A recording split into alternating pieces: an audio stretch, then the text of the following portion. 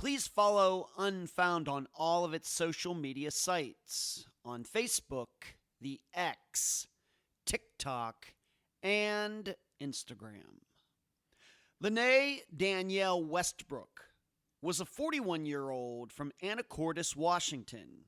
She had 2 brothers and a great personality. On September 10th, 2020, Lenee went camping with a guy. But after an argument, this man says he dropped Lenee off very close to where she lived. She was never seen again. I'm Ed Denzel, and this is Unfound.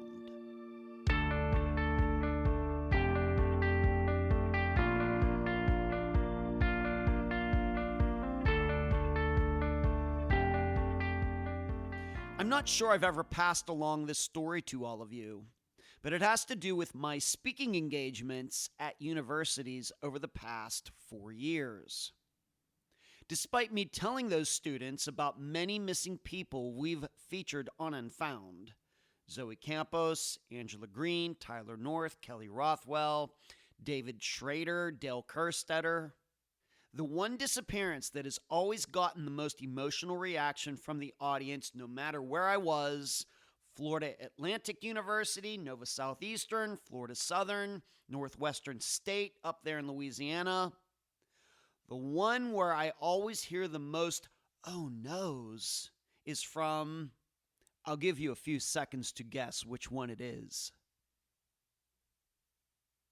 The answer, Eric Alvarado. But with all due respect to his family, it's not because of him that gets the gasps. It's because of his 2 pit bulls that got hit by cars on the highway where Eric's car was found. The shock, it happens every time from those students. Every time. Well, today with Laynee Westbrook, we try to figure out what happened to her. Well, her and her little dog too. And now a summary of the case. Laynee Westbrook, yep, that's Lenee, not Laynee, was pretty much your average American girl growing up in the Northwest United States. Being from a small town, there wasn't much to do, but she and her friends rode around in cars looking for others to meet. In fact, one of those girls ended up being her sister-in-law. Lenee had several different jobs as an adult and was known as being reliable and trustworthy. However, during the last several years before Lenee went missing, due to a combination of broken relationships and housing issues, Lenee developed an alcohol addiction that stayed with her. And yes, Lenee had no problems with men, but her standards in them diminished as her addiction continued. So, and this would not be discovered until several days later, on September 10th, 2020, Lenee was living at a motel and got picked up by her boyfriend's boss, Jeff. Along for the ride was Lenee's dog, Precious. Video shows all 3 getting into Jeff's truck and leaving. Later that night, neighbors at a local campground heard an argument between a man and woman, but this quickly died down. Not until September 13th, 2020, 3 days later, did Lenee's family discover she was missing. An investigation later showed that most likely the 2 adults arguing at that campground were Lenee and Jeff. She was never seen again. To this day, Jeff says he dropped Lenee and Precious off near the motel after that argument. Pets, whether they be dogs, cats, horses, lizards, or tarantulas, play a huge role in humans' lives, although I don't have any. In fact, what amazes us as humans is how we can be so nasty to each other, but so generally nice to animals. Contemplate whether there's anything that can be learned from trying to track down lost pets that can be applied to finding lost humans, as you also tried to answer these 3 questions during the interview. Number 1, Is it dangerous for women to date multiple men just in principle, or is it only dangerous if some of the men are known to be bad? Number 2, do you suspect that I'll get the Eric Alvarado reaction when I tell future audiences about the disappearance of Lenee's dog? And number 3, given Lenee's alcoholism, how open should we be to the theory that she caused her and her dog's disappearances? As you would predict, Lenee's family only has one theory regarding her disappearance. The guest for this episode is Lenee's sister-in-law, Emily. Unfound News. I'm recording this before my appearance, but my guess is that the show I did with Dr. Telesco yesterday was fantastic and informative. How did you like my costume? Please find the replay on the Fischler College of Education and School of Criminal Justice YouTube channel. Next, this coming Tuesday, yes, Election Day, that wasn't planned, I'll be doing a Zoom presentation for journalism students at Texas A&M University. The topic will be podcasting, media, and reporting. As you would imagine, I have a lot to say. Finally, the newest episode of Unfound now is out. Please find it on the YouTube channel. I analyzed the recent disappearance of a woman from Kingman, Arizona. I'm so happy to have on this episode of Unfound the sister-in-law of Laynee Westbrook, Emily. Emily, welcome to Unfound. Thank you. Thanks for having me and covering Lenee's case. You're very welcome. And we need to start here, I think, because I made this mistake the first time we spoke in pronouncing Lenee's first name. It looks like Laynee, but it is actually Lenee. Correct. All right, that's a very, of course, Lenee, not a common name, but that is a unique spelling of it, I guess. Yeah. Okay. Lots of people have called her Laynee by accident. Yes. That is how it looks. Okay, very good. Of course, Laynee maybe comes from Elaine. I remember I used to work with Elaine, and a lot of people called her Laynee, but this is not that. Her name is Lenee, so accent on the second syllable for anybody that was wondering. Okay, let's start here. You are her sister-in-law, so you are married to her brother. Yes, her older brother, Tom. Her older brother, Tom. Okay. Just in general, let's just get to maybe know Lenee's family a little bit, as much as you feel comfortable saying. Maybe just talking about her family, you know, the whole family growing up together, maybe brothers, if there are other siblings. Maybe you can get into a little bit of that first, Emily, if you could. Sure. So Lenee is the middle child of 3. She has an older brother, Tom, and a younger brother named Richard. Her mom's name is Barb, and her stepdad's name is Rick. Mm-hmm. Her biological father's name is David, and he lives in Colorado. The other family members I mentioned are local here in Skagit County, aside from her younger brother, who I believe is also in Colorado right now. No connection to her biological side. Mm-hmm. But as long as I've known Tom and Lenee, they've always been in Anacortes. And Lenee and I went to high school together. We were in the same class. So that's how I know her.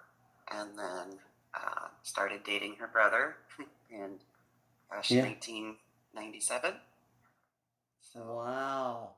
Well, we got to talk about that. How did that all, if you can say, how did that all come to be? So you knew Lenee first, and then you met her brother, and of course you two became a couple and got married, or did it happen some sort of other way? Kind of that way. So Lenee and I were friends, hung out in the same friends group, and there was a concert that a lot of people from our town went to, and that's where I met her brother. He was already out of high school, but we dated off and on for about 3 years, spent 10 years apart, separate directions. So I married someone else, started a family with someone else. So I lost touch with Lenee and Tom and pretty much most of my connections to Anacortes. But after 10 years, my first husband passed. I moved back to Anacortes and ran into Tom in 2010, at the end of 2010. And we kind of picked up where we left off, which reconnected me with Lenee and her family, and been together ever since. Wow, what a story! And I'm very sorry to hear that about your first husband passing. I'm sorry to hear that, Emily. But what a story about coming around many years later. Yeah. Just kind of worked out that way. Do you see that as something that was just meant to be? I mean, could you have imagined? Of course, I guess you dated off and on and then went your separate ways, so maybe it's not that crazy that you two ended up getting back together, right? Well, yeah, I mean, with my first husband, I thought we'd be together forever. We had 2 boys together, and Tom also had two children with another woman, and we went 10 years solid without speaking to one another or really knowing what the other one was up to. So I think the fact that we ran into each other the way we did was definitely maybe fate. Yeah. Okay. But I never expected it to happen, that's for sure. Right. But I'm very grateful the way it did. Well, of course, we're here to talk about Lenee, but I have to ask you, how did Lenee feel about that? You know, you two are separated. I'm guessing maybe, given that you two were friends, she was very excited about her brother and you getting together?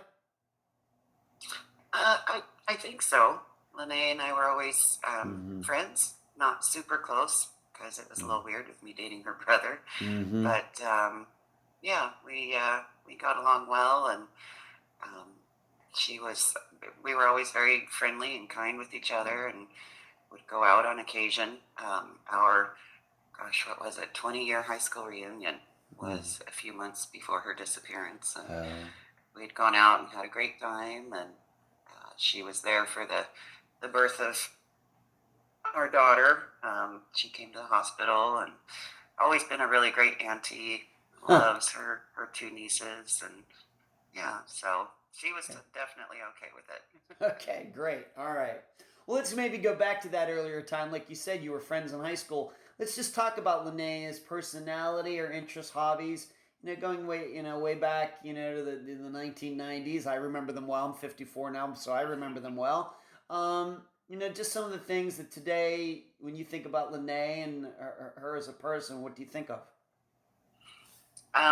She was just always so positive, always very happy, bubbly, smiling, life of the party kind of person, where if she walked in the room and started laughing, you knew immediately she was there. But she was always just very upbeat and happy and down for fun, and just a happy person. What are some of the things that you remember being into, interests and hobbies, things like that? Anything that she was into, like music, sports? Anacortes was a pretty small town. Yeah. So our Friday nights, Saturday nights usually consisted of hopping in somebody's car and driving up and down the main drag looking for friends, and hanging out in the parking lots at the local gas station, waiting for everyone to show up and just visit. And we enjoyed concerts. A lot of us would go as big groups and just go have a good time. Lenee had a steady boyfriend through high school, and we were all just kind of one big group. Yeah. Okay. She enjoyed music and cars, and not too much into the sports or that sort of thing, but Okay. So you two were in the same grade together? Yeah. All right, and you graduated high school together then? 98. 98. Okay, thank you for that. Okay.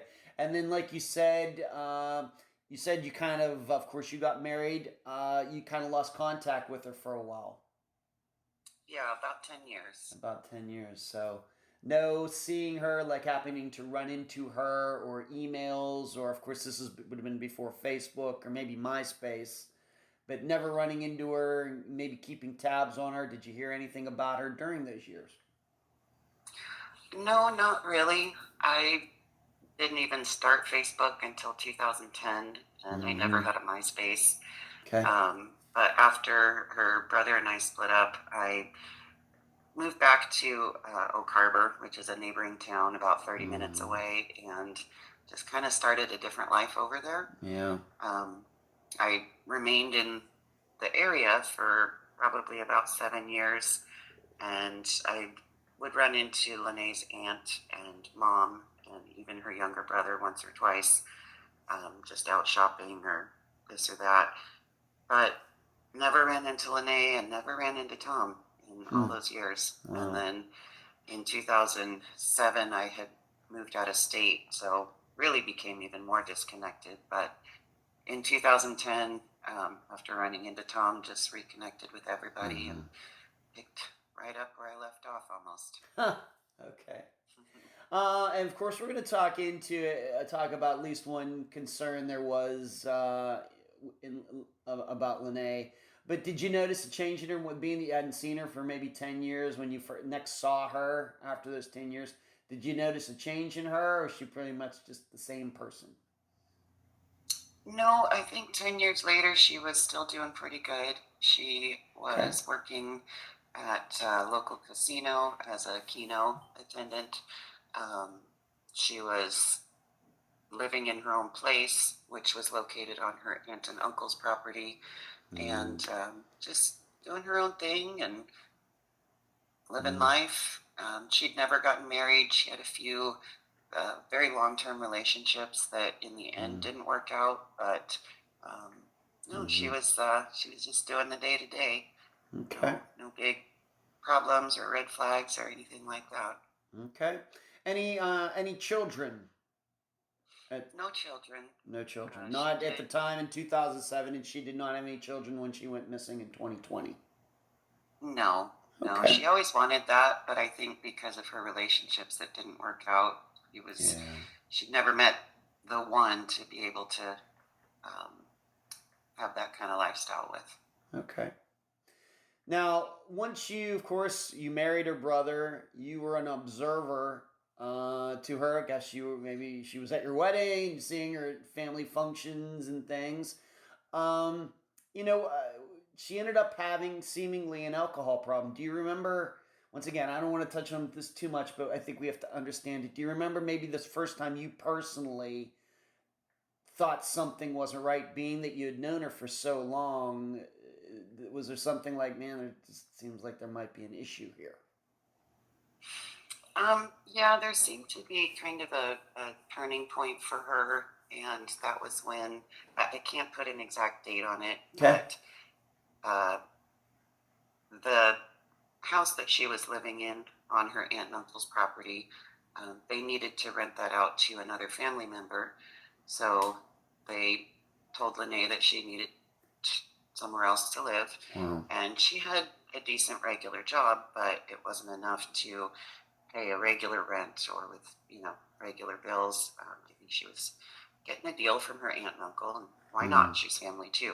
Right. But around that same time, one of the men that she'd been dating for several years, they had split up, and he shortly after that passed away. I don't want to mention the details because I don't want to say something really wrong. Totally fine. Between him passing and her having to find a new place, I think those events were kind of the start of the remaining years that I'm aware of. She started dating men who were a little older, maybe less established, and nice enough, but just men who I don't think were able to give her that white picket fence kind of lifestyle and settle down with children kind of lifestyle that she aspired for. And at this point, she was probably about 35. And so between having to move abruptly and their long-term boyfriend dying, and things just not really feeling settled in her world, she started I think turning to alcohol and men who maybe weren't the best choices for her long term. And over the course of the next 5-6 years, she started to rely on alcohol to kind of get through. Okay. And eventually that became a pretty big problem within, I don't know, I'd say a year or two of her disappearance. Okay. And I have to ask, was this a conversation that, being that then you became part of the family, you're part of the family marrying her brothers, this is a conversation you ever had with other people in her family? Man, Lenee, she might have an alcohol problem here. Maybe we got to get her some help or something. Yeah, I don't know that it ever got to the conversation of getting her help so much as just making sure she knew that we were there for her, and that if she wanted to make a change, we were there for her. You know, she would come frequently for family gatherings, birthdays, holidays, those sort of things. But I know that in July of 2020, 2 months before her disappearance, she had been living at her mom's and dad's place in Anacortes, and her drinking had gotten so bad that there was kind of a breaking point where her parents basically told her that she either needed to stop drinking, she was going to keep living there, or find somewhere else to live. It was too much. They're older couple, you know, with just a little 3-bedroom rambler, and you know, they'd had enough. Right. So okay, I get it. Can understand that. Yeah. So that was kind of in July of 2020. She had moved into the San Juan Motel, just, I don't know, maybe 4 or 5 blocks away from her parents' house, and was working at Safeway, which was another 2 blocks away. She didn't drive, so her job at the time was close enough for her to walk easily to and from. But she'd been living there for about 2 months and was working on saving money to be able to get her own place again. Okay. Did you ever, if you can say, did you ever talk to her one-on-one, being that you'd known her, you know, for a long time, you're married to her brother? Did you ever personally, she and you ever have a conversation about her drinking, and did she ever pass along anything to you about, you know, her addiction and anything like that? This is kind of like what was going on in her head at this time. Not directly, no. We didn't have that kind of relationship necessarily. Like I said, she came over for holiday functions and birthdays, and we would go to her parents' house often for dinner, and never really got into those deep conversations about that. We'd talk about relationship stuff and things like that, but not the alcohol. Okay. No. All right. I'm guessing then maybe you were around her sometimes when she was drinking. Yeah. Yeah. Was she Yes. happy drunk, nasty drunk, friendly drunk, sleepy drunk? I don't drink at all, so I can't relate. But what kind of? All the above, All the but above. it usually ended in the nasty drunk. Okay. All right. Yeah, she would go from totally sober to absolutely, completely drunk in a matter of 10 minutes sometimes. Wow. And she is taller than me, about 5'9", but thin, 120 pounds roughly. Okay. When she went missing, so it didn't take a lot for her to get drunk, and it would happen pretty quickly. And I know her and her mom butted heads quite a bit. Her mom also enjoyed cocktails in the evening, so sometimes that was a bad mix. Right. Okay. All right. Thank you for all of that, Emily. I know it's not easy to talk about, but just wanted to make sure we do as best we can to try to understand missing people, what was going on in their lives. I mean, these are more than just mysteries or cases. These are about people. And being that most of the listeners do not know Lenee, just trying to give an accurate representation of who she was and what was going on in her life. That's why I have to ask these questions. Yeah. And so I Well, think, I please, just I do want to add that please. even with that problem Yeah. going on in her life, she was definitely what's known as a functional drunk. She Mm-hmm. would go to work regularly. If she wasn't going to be there, she definitely gave notice. Um, she she was reliable on the day-to-day responsibilities. So that's actually what was such a big red flag when she did go missing, was that she hadn't been to work for 2 days. And so an employee had called Lenee's mom asking if she'd heard from her. And her mom had not heard from her, which was kind of odd because they spoke almost every single day. But aside from the alcohol and obviously just kind of being at a transitional point in her life, she was known for being responsible, dependable, and always communicative. Does that make sense? Yeah. All right. So even though she had this problem, she was going to work. There's nothing that you've ever heard that she was missing days of work at a time. She was going to work. She was reliable. She found a way to do both. Yes, Okay. definitely. Very good. All right, let's move on to this. You already kind of touched upon it, but we need to understand her living situation. So what you just said was a couple minutes ago, she was actually living at a hotel or motel for the couple months before she went missing, and it was because she got kicked out of living with her parents. Yes, they basically told her you either need to stop drinking if you want to keep living here, or if you can't do that, you need to find somewhere else. Okay. And ultimately, she found somewhere else. Okay. And, I have to admit, when I start thinking about it, sounds a little scary to me. How would you explain where she was living at the time? How would you describe it? It's a smaller, older motel in Anacortes, but Anacortes is such a small town that it's not what you would picture like downtown Seattle or anything like that. Beautiful surroundings and safe neighborhood. Anacortes itself is a pretty safe place to be. That particular motel was known for having some residents stay long term who were also kind of dealing with the same stuff Lenee was. So, not the Hilton, but not downtown Seattle either. Okay. So, okay. Yeah. All right. And she was living there by herself, just paying rent. And like you said, with the plan that she was eventually going to try to get like an apartment or something like that.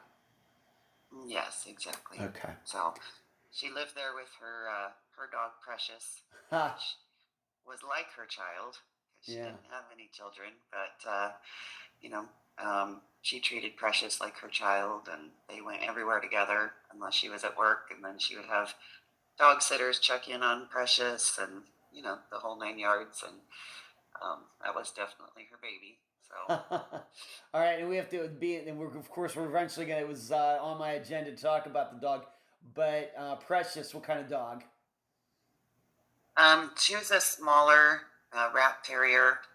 Okay. Probably, I can't say how old she was at the time that they went missing, but older, to where you could see the little gray coming through on her face. Aww. All right, so a little dog. You're saying like a 5-pound dog, like little dog. Yeah. Okay. Yeah. Okay, great. All right, thank you. And we'll come back to Precious a little bit later, because Precious is missing as well. I'm just going to bring up some names now. We only want to talk about these people these men in general terms. Just need to make sure when we start getting into a little bit of this later that everybody understands who these people are. But just in general, so meaning how did Lenee know this guy? How did they meet? And maybe the current status of him in her life. That's all we're looking for at this time. I'll just go with Sean.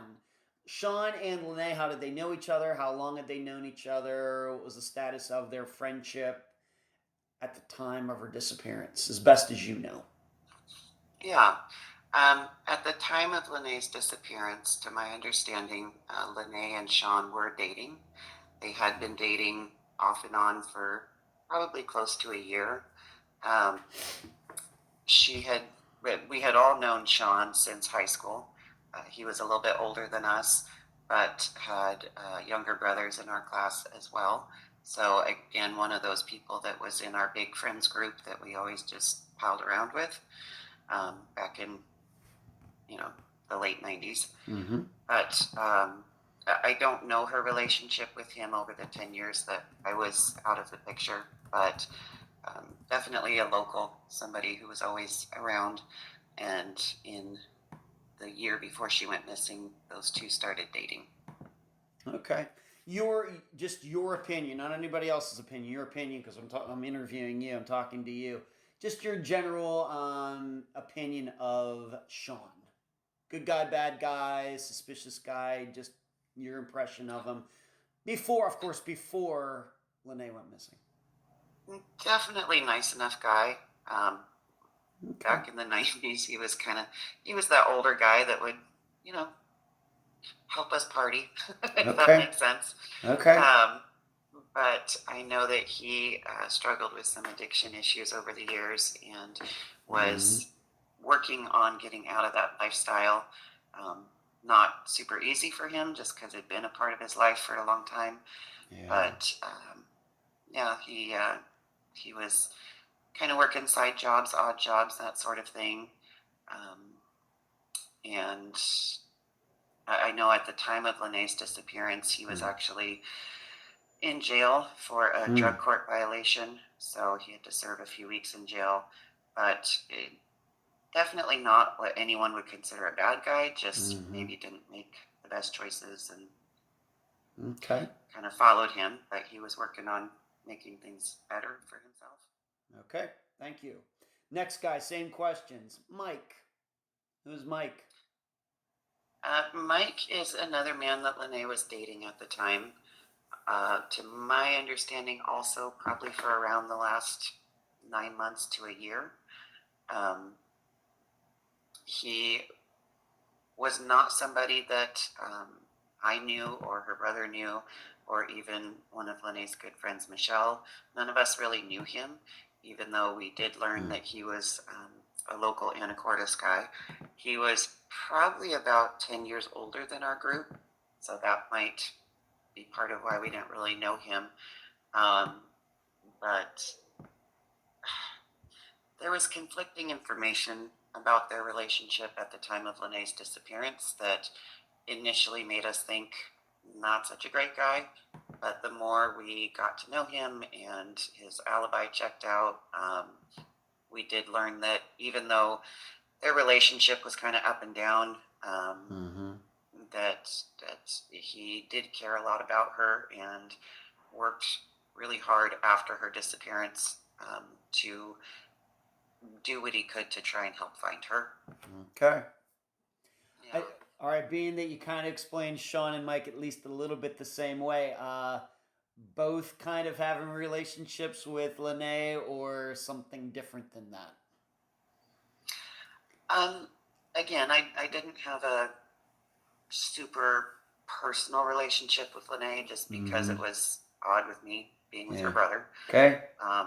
But what I do know is it seemed like Lenee was dating in an effort to find somebody who she could have that white picket fence lifestyle with, and she seemed to go back and forth between Mike and Sean, kind of waiting, in my opinion, to see which one got together first. Okay. And all right, I think she cared a lot about both of them, and vice versa. They cared for her quite a lot.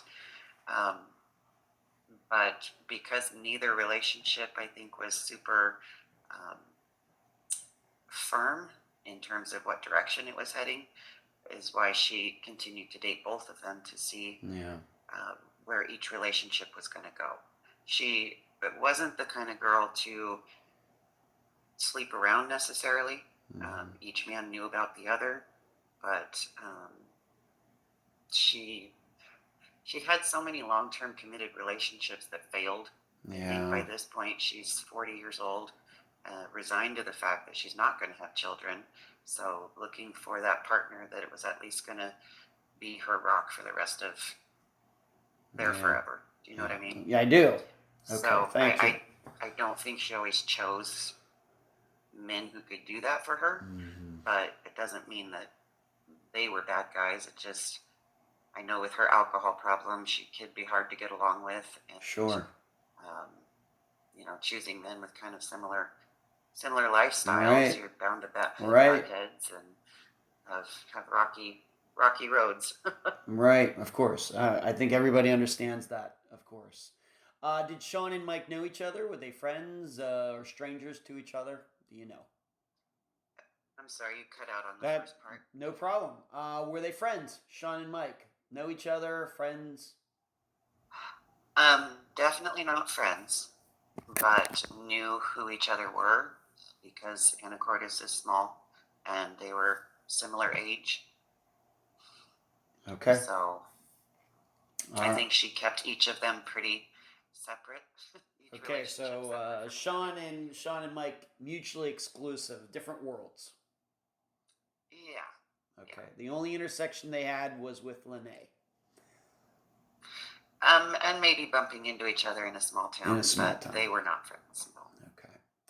All right. Of course, the next guy I'm going to mention is going to play a prominent role in what we're going to discuss from now on. But just still in general, just asking you in general terms, who is Jeff? How did Lenee know Jeff?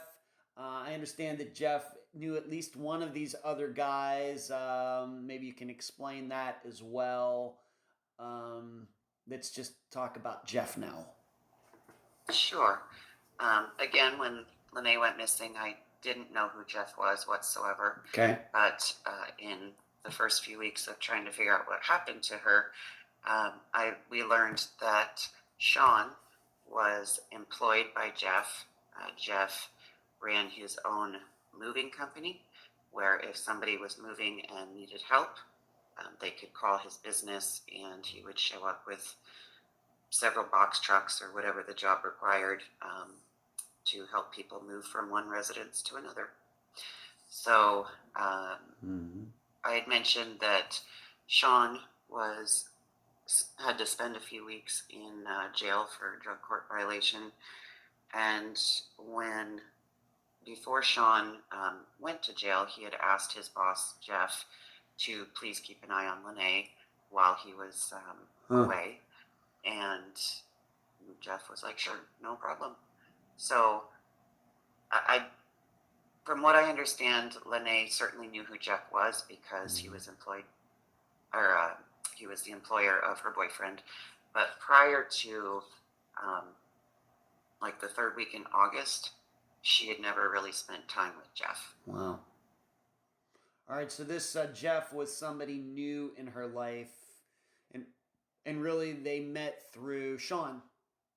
Correct. Okay, and like you said, nobody even knew that Lenee even knew Jeff until after Lenee went missing.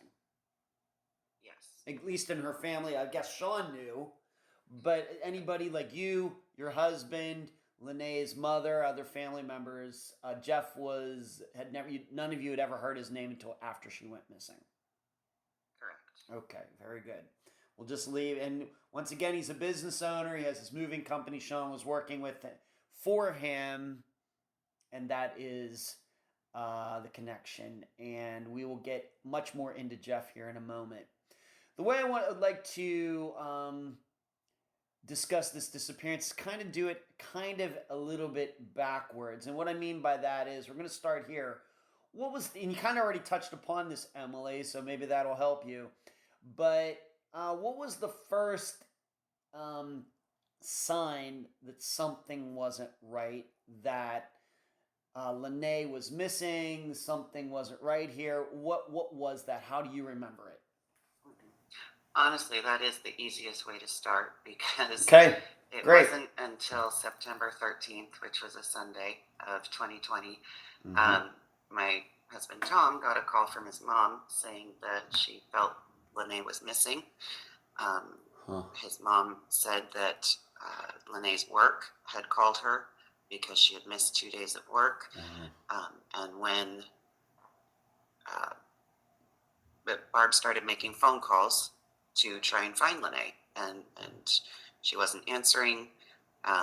So her mom, Barb, started calling other family members to just see if anyone had heard from her. So I remember about 5:30 p.m. that night, my husband came outside and said, "Have you heard from Lenee?" And I said, "No, what are you talking about?" So Sunday, September 13th was the first inclination that anybody even knew she was missing. And at that point in time, we were all just kind of scrambling to find her, because it was unlike her to miss 2 days of work. But with some of her habits, it wasn't out of the question that maybe she was just hanging out at a friend's house for a few days, or maybe decided to go visit family in Colorado on a whim. She'd done that once before, but again, it didn't seem right because she wasn't the type to just leave without saying something, even if it was just to her mom. So Sunday, September 13th was the day that we learned she was missing. Okay. And everything kind of snowballed after that. All right, and we're going to get into that next. But I also should point out, is this maybe the first time her work had ever called her mother to say she hadn't shown up for work? I don't know 100%. But the fact that it was 2 days in a row and nobody could reach her was very concerning. Okay. Her mom did also call the San Juan Motel to see if maybe Lenee was there or had been there. That's when the motel was actually upset because Lenee was behind on her rent. So they did knock on her door. She didn't answer, which prompted them to go back and look at their surveillance cameras. And they discovered that Lenee had not been seen on their surveillance cameras since Thursday, September 10th at about 7:15, 7:10 p.m. somewhere in that neighborhood. She was seen leaving about 7 o'clock p.m. with her dog and Jeff. Okay, we're going to get into that. She was ever seen on their surveillance footage. All right, very good. The motel then relayed that to Lenee's mom. Okay, we're going to get into it a little more deeply here in a moment. All right, so just to recap this. Work calls Lenee's mother, says she hasn't been at work in 2 days. Lenee's mother kind of sends out the word to everybody in the family, your husband, and then he passes along to you, other people. Nobody has seen Lenee. The mother, I think, does a fine job in calling where Lenee was living at the motel, and you've already described that. At what point does anybody drive over? Of course, if she's not picking up, of course, maybe she's had a heart attack or something in her room or something. Did anybody go over there? How soon did that happen? That somebody actually went over to the motel and knocked on her door or something like that? I don't think so. Myself and Lenee's brother, we live about 45 minutes away, and to my knowledge, nobody did go to the motel directly. Okay. But the motel manager was requesting that somebody come and either pay her rent or remove her belongings. Yeah. And because nobody could reach her Sunday evening, Barb also notified the Anacortes Police Department that Lenee was missing. So I can't remember if it was that evening or the next morning on September 14th. APD did go to the motel and they did do a search of her room. So she wasn't there, but they were able to do an initial report on what was found or not. And then later on the 14th, Lenee's younger brother, Richard, as well as one of Lenee's good friends, one of my good friends, Michelle, Richard and Michelle had both gone to the motel to clear out her room since nobody could find her. Wow. And I should ask you this, and I've been doing this. I try to remember to do this. In these cases, of course, the disappearance that happened 2020, 2021. Any COVID complications with any of this? The way you remember it, with Yes and getting no. out Yes and no. please explain, So please. the big COVID scare was earlier in 2020 when everybody was on Mm, lockdown and yeah. we didn't really know what was going on. I believe that started in March. Um, and we're now into September. So people are still stir crazy and not sure what's going on with this massive virus. But at that point in time, things were starting to settle down, be more lifted. I think masks maybe were less required than they were even just a few months prior. Okay. So All right, so you would say that the COVID, because each state or even counties treated it differently.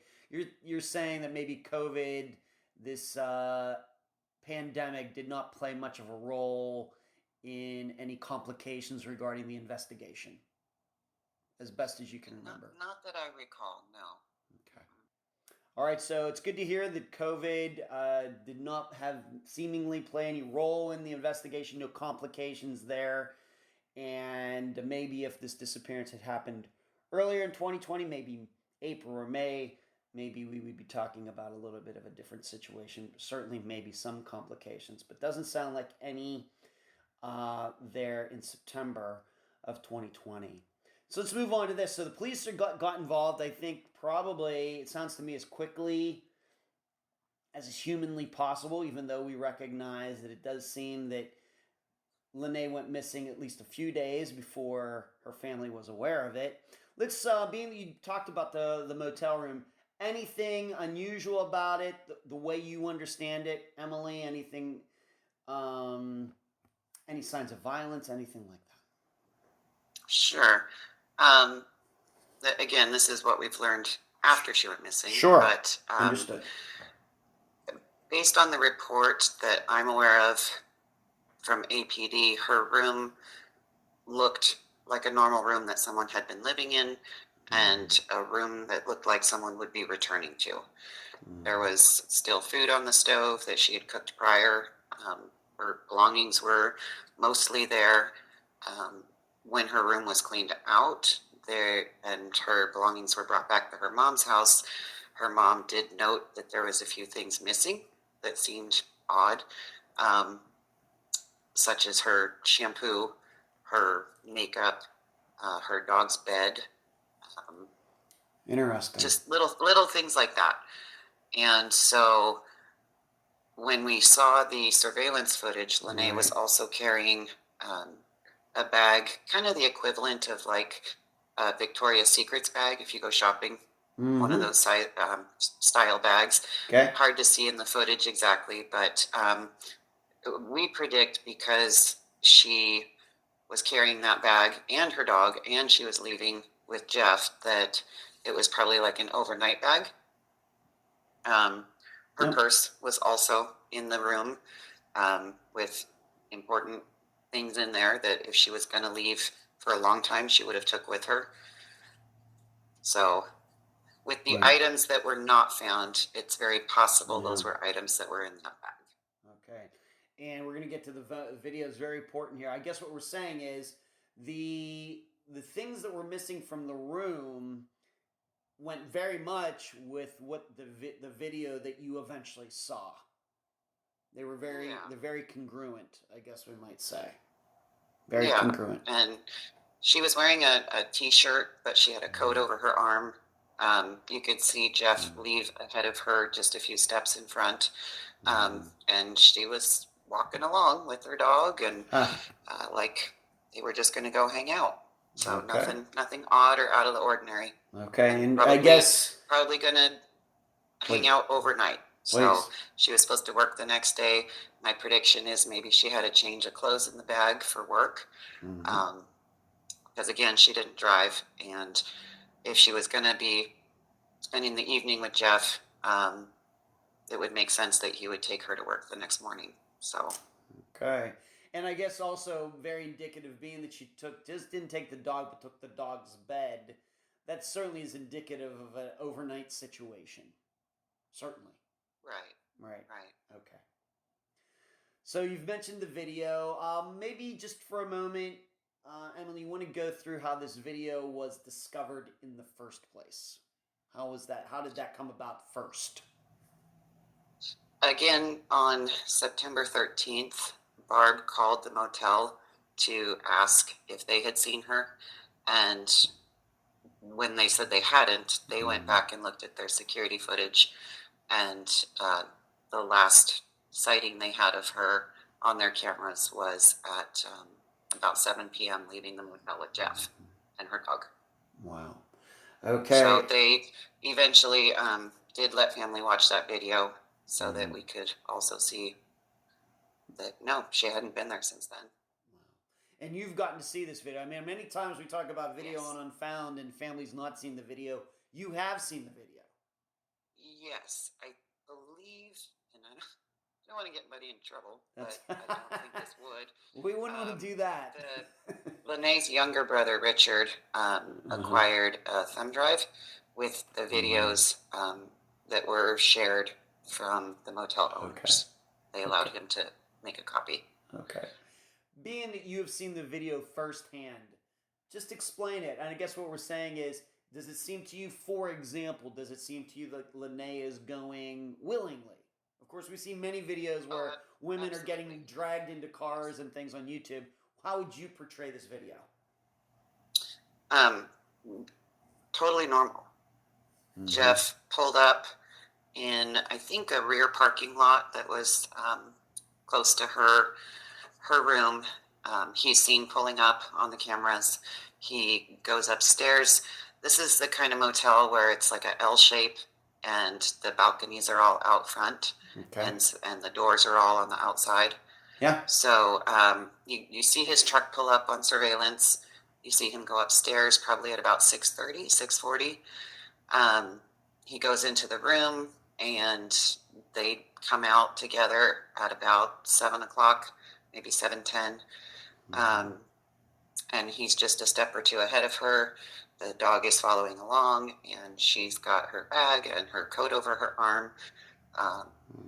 Yeah, just like they're going off to go hang out. Just two people who seemingly know each other well or have known each other. Just once again, she's following him. She's carrying some of those items that you already mentioned that were missing from her room. Okay. Yes. And they get into his truck and leave. They're also seen on the surveillance cameras getting into his truck. Nothing out of the ordinary. She gets in, he gets in, they back out, and that was it. Okay. And this date is, like you said, in the evening, like around 7 o'clock of September 10th, which would have been a Thursday. Correct. Okay. Did this video, you said that it was your, I guess it would have been your brother-in-law who had this on the thumb drive. Do you believe that the police have a copy of that video here in 2024, that was given to them? Oh, I know it was, yes. Okay, very good. And do you happen to know if your family still has a copy of it in their own possession, whether in your possession, your husband's possession, his brother's possession? Do you still have that copy as well, or not? You know. I downloaded it to my computer. That computer's no longer working, so I have a copy. Just whether I can access it or not, I don't know. Okay. All right. Because of course, as you would suspect, Emily, anytime we hear about video, and if a family has video or something, we always like to publicize that. I'm not saying we have to, but if anybody ever has media stuff like that, pictures, like screenshots and things, we like to publicize that stuff. But if you have it's on a computer that's not working anymore, I guess that's going to be a little tough. Yeah. Okay. All right. All right, so once again, if you ever do get access to that video or something, I'd certainly love to look at it myself and publicize it on Unfound's Facebook page or on our website, where we put all media like that. Not just a request, not a demand. All right, moving on to Jeff. All right, so he's on this video. Nobody denies that.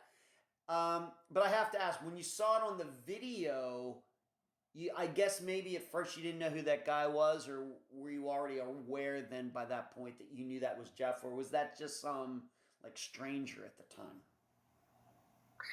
By the time I saw the video, I knew who it was. Okay.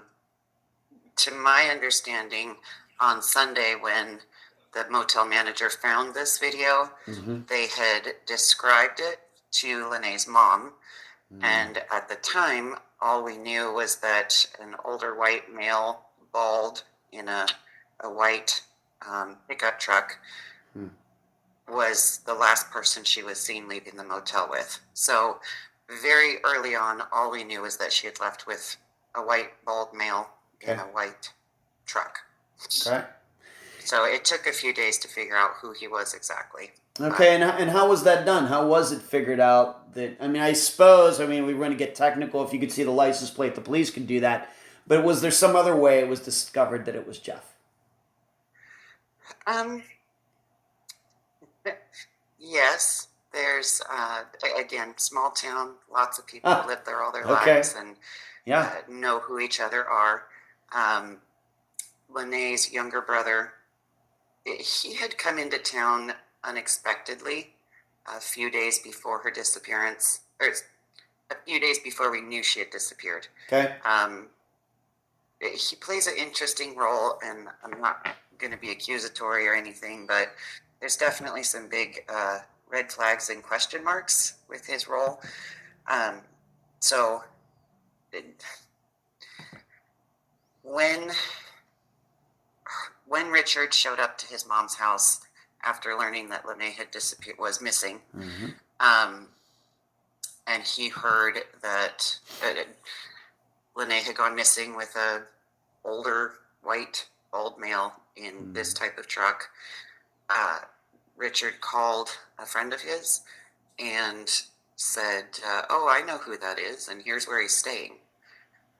So the very same evening of September 13th at about 10 p.m., we learned that Lenee's younger brother, Richard, and a friend of his drove out to the campground where Jeff was living temporarily and questioned him about where Lenee might be. All right, so I guess that's how we found out who Jeff actually was. All right, so on the strength of the description of an older guy who had no hair, who has a white pickup truck, Richard was able, from that very, very vague description, he knew who to call to figure out who that was. Yeah. Once again, I realize this is your brother-in-law, but you've kind of already stated that, there's maybe something. Once again, this is, of course, this is a public interview. Depending on how you answer this, we can edit it out, but being that I'm a reporter, I just have to ask. In the last 4 years, has that ever been explained, how he could so easily know who to call to figure out who that was with such a vague description? I questioned Richard about that. I also questioned the friend that he was with separately. Yeah. And neither one of them, to be honest, has a straight story about how that happened. But they did give the name of the person that was contacted to ask, do you know who this is? I spoke to that person also, and to be perfectly honest, they're all in the drug world. Okay. We learned that Jeff is known as a meth dealer in the area. All right. Lenee's younger brother was known to do that quite a bit. Okay. So it didn't take a lot to connect the dots because everybody knew each other in that world. Do you know what I mean? No, okay. I guess what we're saying, maybe for the listeners, of course, by the way, we're doing this interview on October 26th of 2024, but for the listeners, when this comes out on November 1st, I guess what we're saying is if the description had been of a 7-foot-tall guy with pink hair driving a green Ferrari, then that would be so unique that surely there could only be one person in the world who could fit that description.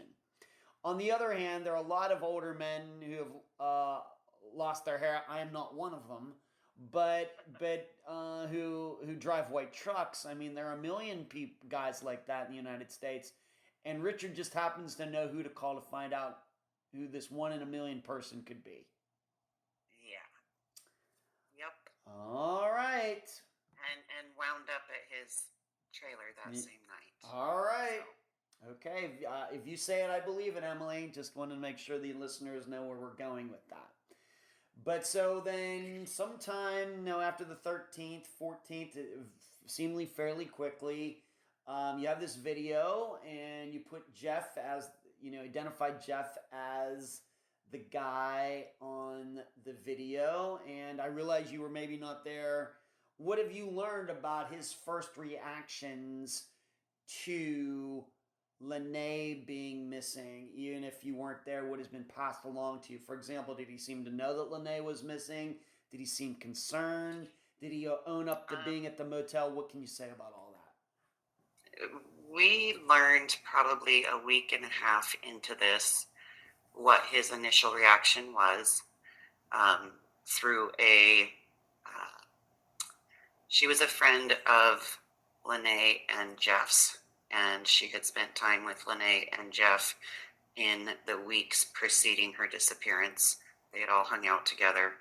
This gal reached out to us and shared that she had spoke to Jeff on Sunday, September 13th to ask him, like, hey, I heard Lenee's missing. Have you heard that? Mm-hmm. And according to her, his response was, oh, yeah, I did hear that. But she states that he didn't seem surprised. He didn't claim like, oh, I've tried to call her too and I can't reach her. Mm-hmm. Not any level of concern that this was even a problem. Okay. So just, oh, yeah, I heard she was missing. Mm-hmm. What next? Move on. But I guess we're also saying here, once again, I realize you're getting this secondhand, and we know we have covered 350 disappearances here on Unfound, and we know sometimes when people say things, some things should be taken with a grain of salt. But I have to ask, I guess he didn't own up to even seeing her on the 10th and say, oh yeah, well I was with her on the 10th, but I haven't seen her after that, anything like that. No, in fact, I don't know what he may have told that girl, the one that I was just mentioning. Yeah. But on September 14th, when Richard and Michelle cleared Lenee's room and brought Lenee's belongings back to Barb's house, Michelle and Richard were having a conversation, and Richard can be very hard to understand sometimes. He's been diagnosed ADHD from a very young age, and between that and the drugs, like, who knows? It's hard to understand him. Okay. He kept talking about how he had gone to Jeff's trailer the night before, and that Jeff kept saying, like, if I would have just done something, then she'd still be alive. And Michelle was like, what are you talking about? And because she was having trouble understanding Richard's story, she had Richard call Jeff so that Jeff could relay the story directly to Michelle. Okay, so you're gonna have to just you're gonna have to if I could speaker, and Michelle says, Lenee's missing. What do you know about it? You were on the surveillance footage with her. What's going on? And Jeff's response was that he hadn't seen Lenee since he was with her in the 7-Eleven parking lot, and that if he had just done something that day to protect her from Mike, that she would still be alive. And started crying on the phone with, Michelle listening, and Michelle's thinking to herself, that's weird, you haven't seen her since 7-Eleven. Well, we learned after the fact that a week prior to her disappearance on September 3rd, Lenee had been with Jeff and another girl. They were at the 7-Eleven in Anacortes when Lenee's boyfriend, Mike, showed up in the parking lot. Mike, being Lenee's boyfriend, immediately got kind of upset and was asking Lenee, get out of the truck, come with me, what are you doing with him, that sort of thing. And I was told that Mike actually swung at Jeff through the driver's side window. And at that point, Lenee did get out of the truck, took Mike aside, talked to him, calmed him down, I guess, because in the end, she wound up getting back in the truck with Jeff and this other female, and they drove away. But that was a whole week prior to her disappearance. Right. And for Jeff to even say, if I'd have just done something, she'd still be alive. Nobody even thinks she's dead at this point. We just think she's missing, and we don't know where she is. Okay. So Emily, he made a pretty big leap in 24 hours to make that kind of statement. Emily, I have to ask you, who is Michelle? Sorry, she's my best friend now. We reconnected since Lenee's disappearance, but at the time, her and Lenee were best friends all through high school. So much so that Lenee was the maid of honor at Michelle's wedding. They remained friends all these years while I was out of the picture. But just a really, really good friend who was trying to help. Michelle's also very close with Lenee's family, especially Lenee's mom. So, yeah. Michelle spent a lot of time at their house growing up because her and Lenee were such good friends. All right. When we start dropping names in here, new names, we have to make sure everybody understands who these people are. So you've mentioned Michelle a few times. I wanted to make sure that everybody understands who this is. So Michelle was Michelle and Richard who went to see Jeff at his place. No. Oh, no. Okay. Michelle showed up on Monday the 14th to help clear out Lenee's room. Oh, gotcha. At the request of Barb. Okay. It just happened to be that it was her and Richard doing it together. Okay. Because, like I said, Richard blew in from Colorado. We still don't really know an exact date, and nobody knew he was coming. But when he showed up Sunday evening, he was with a different friend of his, and they showed up at his mom's house, and that's where they heard about the man in the white truck. Okay. And then it was later Richard was with a totally different friend, not Michelle whatsoever.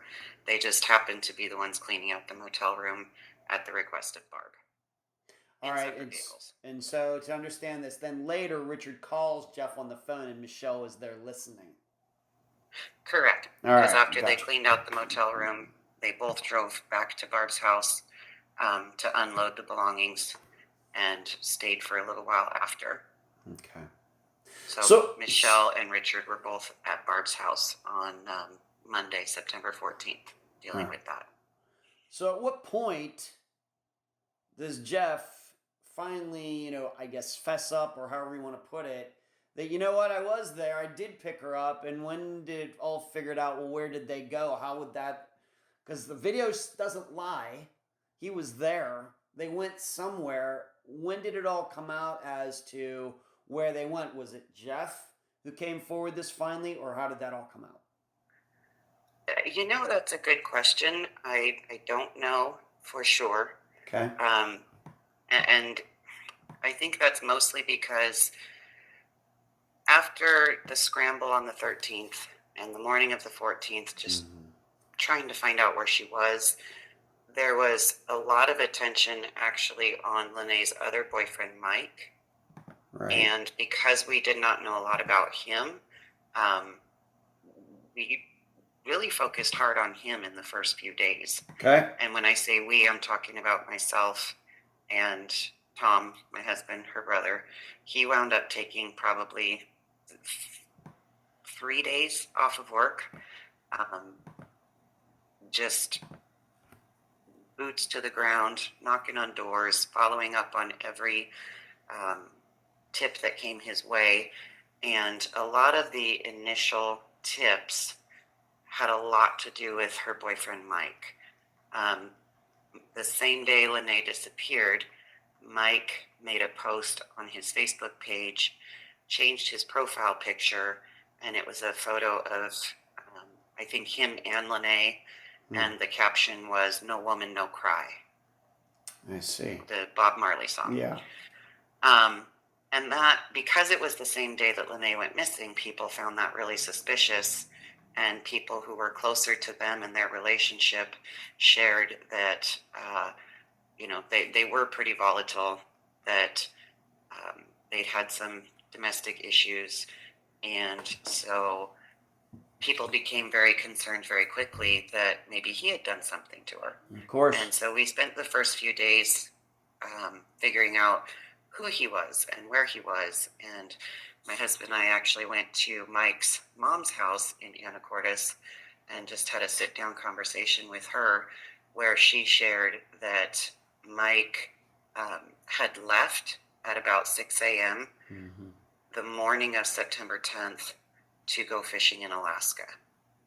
And I can't remember if she personally dropped him off at the airport or shuttle in town, but that was eventually substantiated through, other surveillance footage and corroboration with SeaTac and his boat skipper and the whole 9 yards. Okay, so, and we're gonna come back to that. I thank you for bringing that up. Once we were able to move our focus off of Mike, that's when we started learning more about Jeff and his story.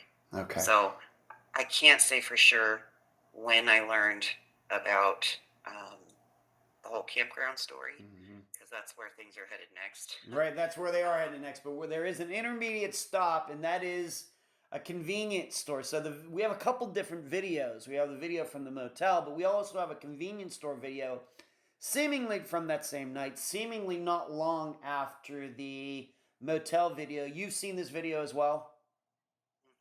And please describe it. Where was it? Where was it taken? And what goes on in the video? Yeah. Honestly, maybe that's where it was discovered that she went to this other convenience store with Jeff, and that's when his story changed. I don't know for sure. Okay. But there was a video that came out within the first week of us learning about her disappearance, and it was the surveillance footage at a gas station that was connected to the Swinomish Casino, located probably about a 15-minute drive from Anacortes. And on the surveillance video, both Lenee and Jeff are seen entering the convenience store and also seen leaving together. Okay, once again, you've seen this video. Yes, that one has been made public because that is the last known sighting of her. She was wearing a black Red Hot Chili Peppers t-shirt with fitted blue jeans. You can't see her shoes very well in that video, but we believe they were like a lightweight canvas tennis shoe, like Keds or something like that. Not Keds brand, but similar. And she was wearing her mask, a black face mask because of COVID. You could see she's got some hoop earrings in, and she was carrying her wallet. Okay. Doesn't look like she was being forced in any way, nothing like that. She's just like a regular shopper in there. Yep. And the dog must have stayed in the truck because the dog wasn't in the gas station surveillance footage. And I've never seen footage of them driving away, but I saw the footage of both of them exiting the gas station within a few moments of each other. Okay. Any idea how this convenience store video is even tracked down? That seems pretty random. Yeah. Any ideas? Again, I can't pinpoint when the story came out about her going to the gas station with Jeff, but it was found within, I want to say, the first 3 days of her disappearance, because that's where it gets tricky, because we didn't know she was missing until the 13th. Right. So right. when I say her disappearance, That's it's from right. the 13th, because that's when gotcha. she was missing. Yes. So I want to say Tuesday, maybe Wednesday, is when we started hearing about that. And by Friday of that week, which I believe was September 19th, Lenee's dad and brother-in-law had already flown up here from Colorado. Michelle and I were organizing a private search party with the family and anyone that would volunteer. And at that point in time, we focused our attention on the road between the gas station and the campground where Jeff was living. All right, so the campground was somehow in there, became part of the story. Right. All right, somehow. The story that we learned was that Jeff had picked her up at the motel. Mm-hmm. They went from the motel over to the gas station at the casino to purchase a few items before then heading over to his campground in LaConner. Later, Jeff claims that they went there to make tacos. Okay, but I just want to make sure here. We're not really totally 100% sure how the camping story came to you into your mind. Who first mentioned it, or who first discovered that could be part of this disappearance? I'm not sure. Yeah, I can't remember That's at this point. Okay, that's fine. Just want to make sure. Somehow after the 13th, the campground story became real. Somebody somewhere knew about it somehow, and it became a focus of this disappearance. Yes. Okay. And once again, just to go back to the convenience store for a moment, still not sure how that video was found, because surely there was not the police or anybody canvassing convenience store video. It's just somehow it was found. No, I believe the story was told first, and that led APD to check surveillance footage at the gas station. Okay. All right, so maybe somebody at the convenience store noticed her or something, was there a picture of her put in the news or something, or said, you know what, I think that woman was in my convenience store a couple days ago, or something like that, or what? I don't recall that being how it happened, but I don't know. Again, somehow in that first week, that story came out about the campground, and I know that APD got the footage from the gas station. All right. Well, that's more. You wouldn't know the sound like, but that's way more than police usually do. To think that the police actually bothered to go check convenience store video at places between the motel and the campground, that is unique. I congratulate them on the good work. I don't know how much it helps us in this disappearance, but I congratulate them on the good work, because most of the time they don't do that. So, all right.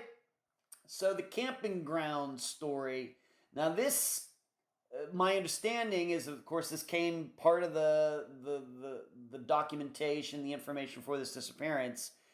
And some campers seemingly were there that same night and seemed to think they saw Jeff and Lenee there. What stories did they tell? Well, just to clarify, please, nobody actually saw them.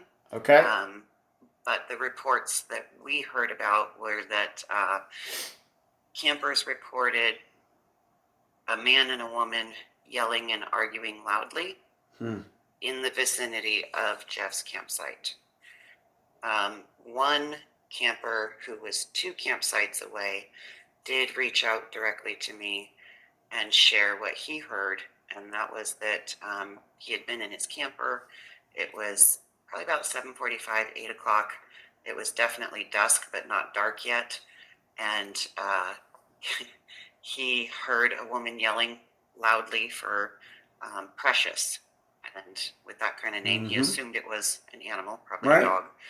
Anyway, he heard her yelling loudly, and shortly thereafter he heard a man's voice yelling, "Shut the I don't know. Can I say swear words? Yeah, no, we'd like to keep this Um, PG, so just shut the F up.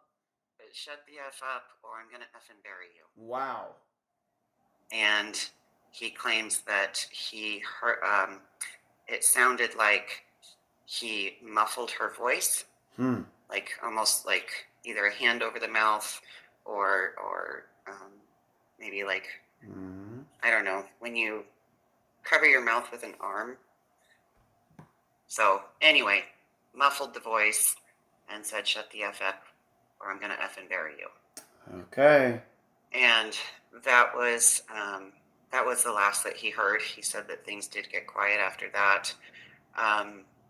We learned that park employees, I don't know, wouldn't call him a ranger necessarily, but a park employee did eventually respond to the complaints by driving by the campsite, and reports are that whoever that employee was said that he could see figures in the trailer. It was quiet and calm, and because it seemed like the situation had calmed down, he didn't knock on the door. He just assumed that all was well and kept on. So he never knocked on the door. Nobody ever actually saw the two of them, but the reports were man and woman arguing, woman calling for a dog named Precious, and that it ended when she was told to shut the F up, and her voice was muffled. All right, so we want to make clear, though, the campers never saw Jeff and Lenee, but what are the odds that the dog's name is Precious and Lenee has a dog named Precious? And that it was right in the vicinity of his campsite? That's very, right. Very slim. Very slim. Okay, thank you for that. What is the name of this campground? It's 1,000 Trails in La Conner. Okay. All right, so if people want to check that out on a Google map, they can do that. Let's move on to this. I want to say it's about a 10-minute drive south from where the gas station was. All right, so that kind of makes all sense then. At what point, as best as you can remember, did Jeff own up to them two being at this campground? Did he ever do that? He did, yes. Please talk about that. So the story that we eventually came to know as being the most truthful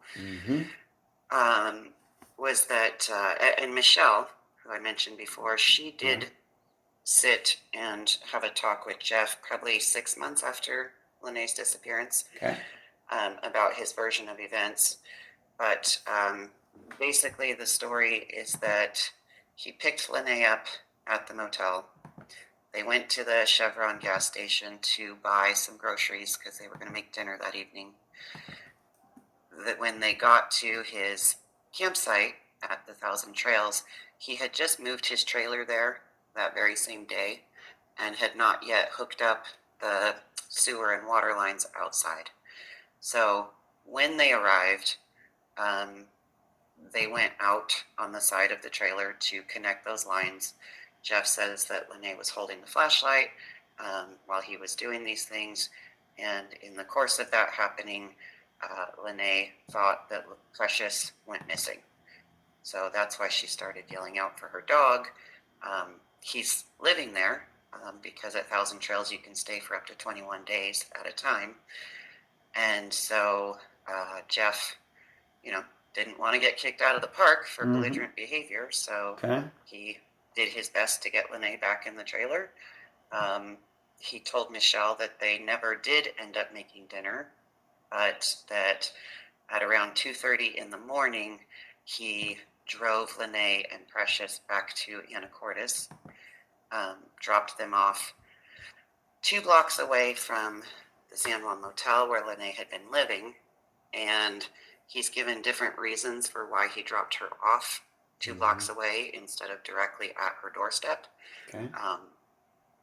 But he claims that after he dropped her off at the park, he was maybe 2-3 minutes away and saw her dog treats still in the truck. claiming he texted her to tell her, hey, you left your dog treats behind, and she never responded. Okay. So that's the general big picture story Okay. of what we believe happened. We don't necessarily believe that he dropped her off at the hotel, but we do believe that he picked her up at the motel because you can see it on video surveillance. They did go to the gas station because you can see it on surveillance. And we believe they also went to his campsite because of the arguments heard by campers. But after that, we really don't know. Okay. To me, the way it sounds to me is that the story that this one other camper told, even though this person did not see Jeff and Lenee, it does seem that this camper's story and the story that Jeff tells are congruent or similar. In that there were problems with Precious getting out, or what is your impression? Again, his side of it is that he was afraid of getting kicked out of the campground where he would plan on living for the next 21 days. And Lenee was known for being pretty belligerent when she'd been drinking. I guess something else to know. Please. I don't think I've shared this with you, but it's not secret information because it's been shared on Facebook. About 2 weeks after her disappearance, somebody walking in the campground near Jeff's campsite found a hoop earring in the dirt. We don't know to this day if it was Lenee's or not. But again, you could see in the surveillance footage, even with her hair and her face mask, that she was wearing very similar, if not identical, hoop earrings that evening. Okay. So that also kind of matches with somebody possibly muffling her head or her face, and the earring getting pulled out accidentally or something like that. Okay. All right. But I think what's important here. I think what's important. That's all I know. I think what's important here is that the story of the camper and Jeff's story seem to both match up in that there was an issue with Precious getting out and Lenee trying to find her, and then Jeff being upset about that. Those things seem to go together. Now, what happened? Like you said, what happened after that is up for speculation. Him saying that they had to leave, and he dropped her off a couple blocks from home instead of just. Or blocks from the motel, which was the home at the time. Certainly reason to be suspicious of that. Now, and part of Jeff's story also is that after he got her back into the trailer, they discovered Precious was inside the trailer the whole time, having never been wandered off in the first place. Again, we don't know, but that's what Jeff told Michelle 6 months after the fact. Okay, 6 months later. Now, you said there told me in a prior conversation subsequent developments. I don't know if this is a rumor. I don't know if it's true. I don't know who saw this. But did Jeff's truck have a smashed windshield or at least a cracked windshield? Yeah. I remember seeing photos of it on social media. And it was the windshield of his truck as well as his RV. And that happened, I know I said the family did searches on the 19th and 20th, and then we held another round of searches the following weekend. So I believe by that following weekend, the second round of searches was when that incident happened somewhere in between. Okay, could this, I just have to ask, could this smashing of this windshield happen on the 10th, 11th, or 12th? Or not? No. Okay. No, it happened after, definitely after the 13th, but I believe not even until probably a week after that. Wow. Because again, a lot of people were focused on Mike being responsible for Lenee's disappearance until it was confirmed he was in Alaska, and people started to learn that Jeff was the last person Lenee was seen with, Right. and then this story about they went to his campground. So I think somebody may have reacted out of anger or whatever it may be, because you had asked me earlier, what was Jeff's reaction towards being told that Lenee was missing? Right. And it was very nonchalant. Like, Right. okay, big deal, whatever. And when these search parties were going on, he wasn't part of any of it. He wanted nothing to do with them. He didn't help. He wasn't concerned. He was just going about business like normal. Literally. Okay. Jeff ever offer up an explanation as to why his windshield was cracked or smashed or anything? Not that I'm aware of. No. Okay.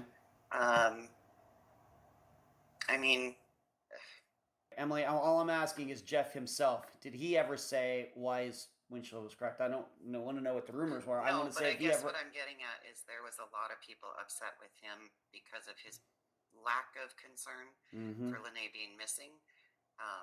And then between his lack of concern, his prior record, and knowing that he was the last one seen with her, it was almost like a frenzy where everybody was pointing the finger at Jeff. So. Okay. So he never offered up an explanation why his windshield was broken on his truck after the disappearance? No. Okay. Now so we have the story. It's my perception is that Jeff had to be coaxed into telling all of this, only revealing things as things were being revealed to him. That's my perception, just in learning about this disappearance and what he has had to say about all of this. But in the last 4 years, what have you learned about Jeff's reputation outside of this disappearance? Oh, it's awful.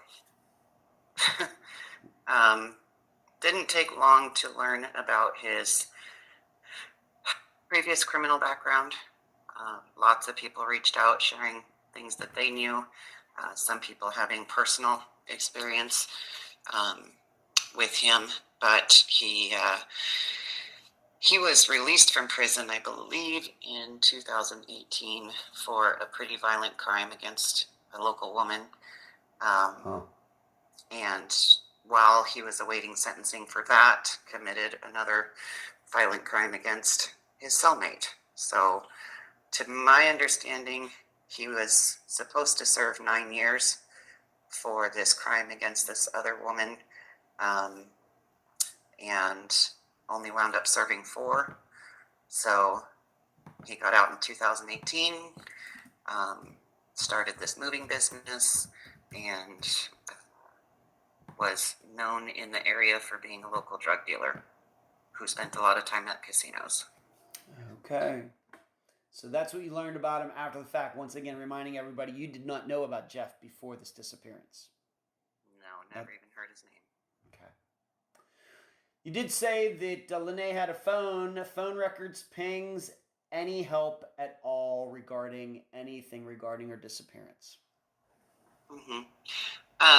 So Lenee had a pay-as-you-go phone.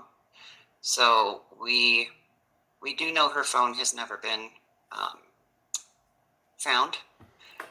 We know that when people were trying to call her as of the evening of September 10th, it was going straight to voicemail.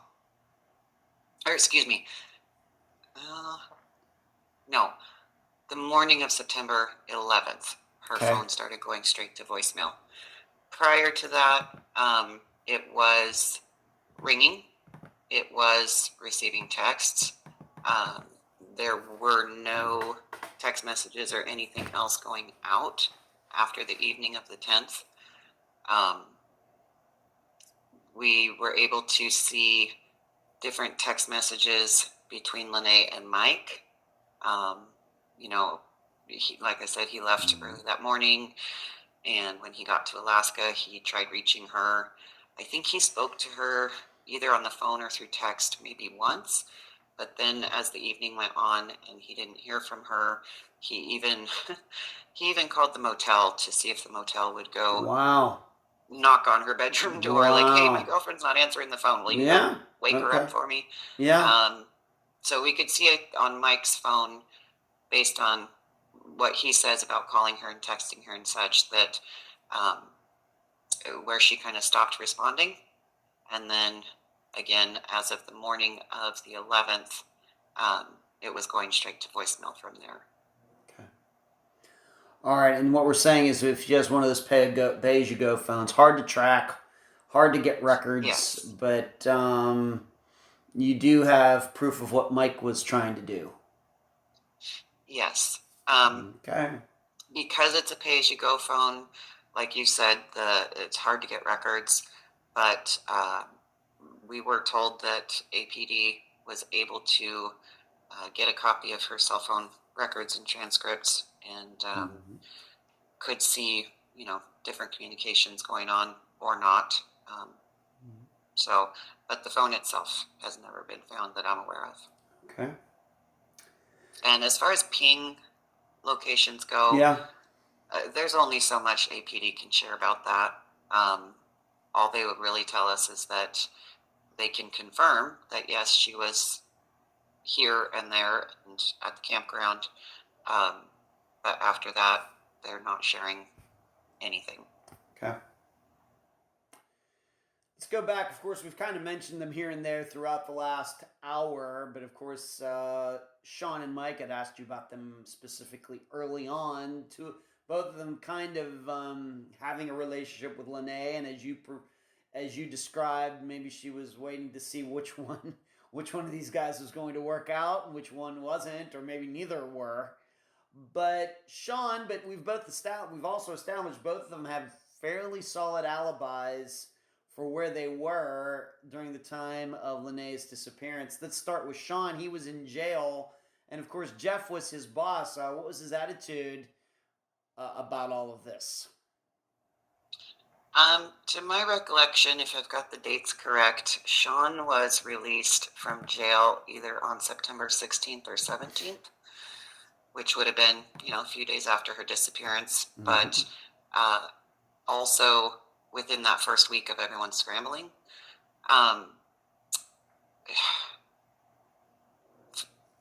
From what I understand, Jeff was reluctant to have a conversation with Sean until he could see Sean face to face. And there came a point, I believe, on Saturday the 19th, maybe it was Sunday the 20th, when everybody was scrambling. Myself and Michelle were at our search party location.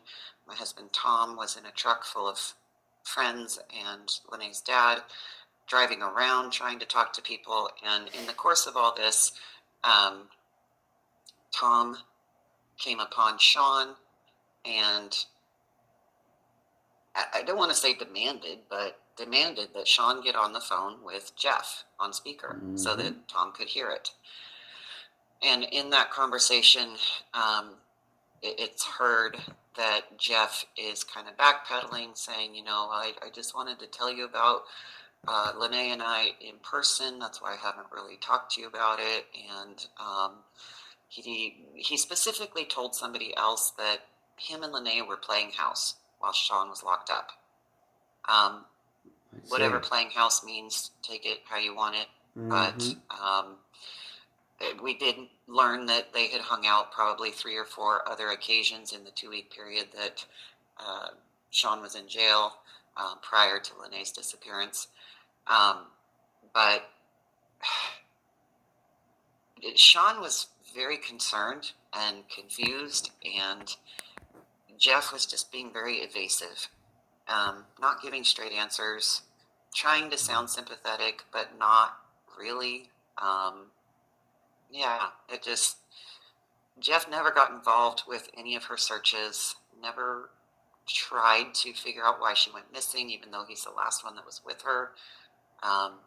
Was very much not a part of anything related to having to find her.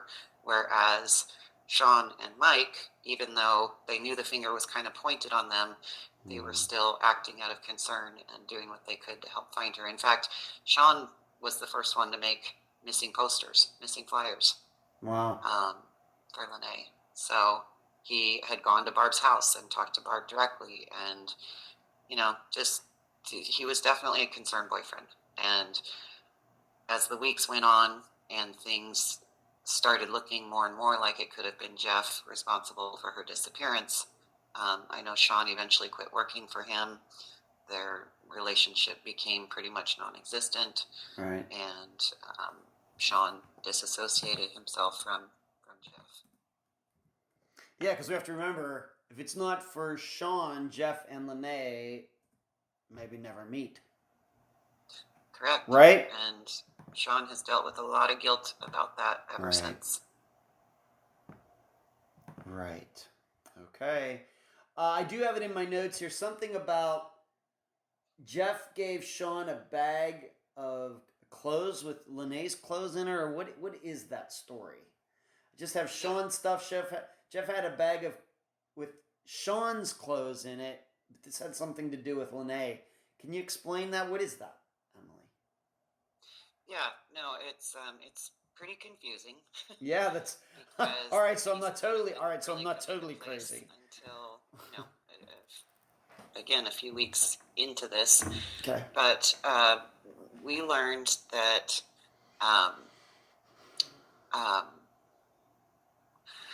when Richard went on the 14th to clean out Lenee's room, they swooped up everything, him and Michelle, and brought it back to Barb's house.